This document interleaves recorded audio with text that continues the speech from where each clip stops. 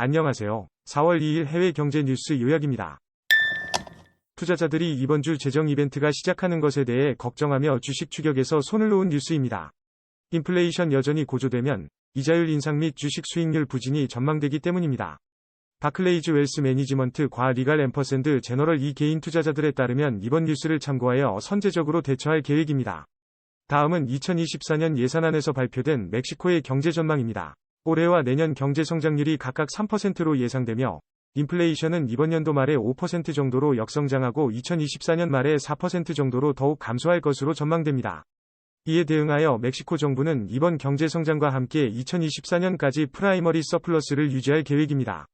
하버드 경제학자 제이슨 퍼머는 인플레이션 타결을 위해 금리를 인상시키는 것이 적극적으로 진행되어야 한다는 견해를 밝혔습니다. 그는 금융 시스템 내에서 교란이 확산되지 않은 한 연방준비제도가 금융 안정을 위해 금리 결정의 속도를 줄이는 것은 더 큰 문제를 초래할 수 있다는 의견을 표명했습니다.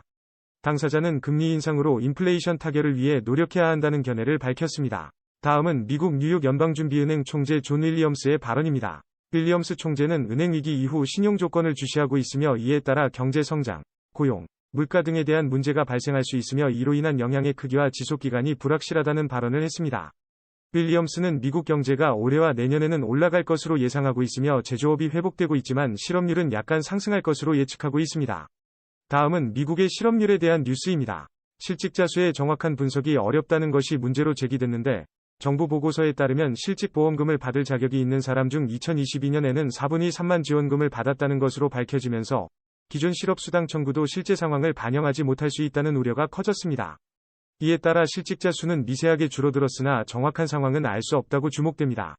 다음은 미국 무역 이코노미스트들의 조사 결과입니다.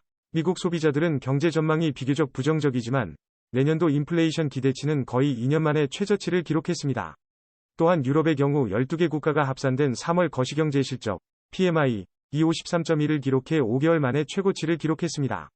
다음은 보스턴 연방준비은행 은행장인 스샨 콜린스가 헨리 중앙은행 총재 후보자이자 인플레이션 대책 담당자인 지레스 파월의 장기 책임에 대해 질문하는 백원 TV 인터뷰에서 밝힌 발언입니다.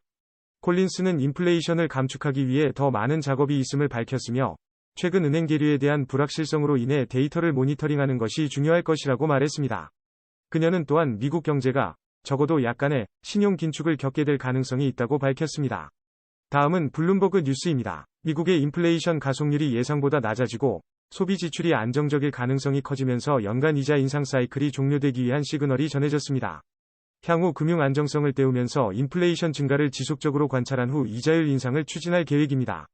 다음은 세계적으로 인플레이션 상승으로 인한 부담으로 부수입을 얻기 위해 집에서 일하는 방법에 대해 검색하는 이들이 있는데 이 중에서 유료 설문조사가 가장 인기 있다는 것입니다. 또한 쉬지 않고 일하는 폴리워커들은 하루에 3번째나 4번째 근무 시간을 온라인에서 채우게 되면서 컴퓨터 대신에 집에서 일을 할 수 있습니다. 이러한 측면에서 영국만으로도 매월 2만 4천 명의 사람이 온라인에서 돈을 벌 방법에 대한 정보를 검색하고 있다고 합니다. 다음은 토요일에 발표된 일본 경제 데이터입니다. 전기요금의 정부 보조금으로 인해 앞선 월보다 조금 떨어진 동시에 채권 수익률은 강세를 보였습니다. 이 두 상반된 결과로 인해 새로 취임한 언제나은 일본은행 총재인 사이미사 중 원하는 결과를 보기에 아직 어려움이 조금 있는 것으로 보입니다. 그럼 뉴스를 마칩니다. 감사합니다.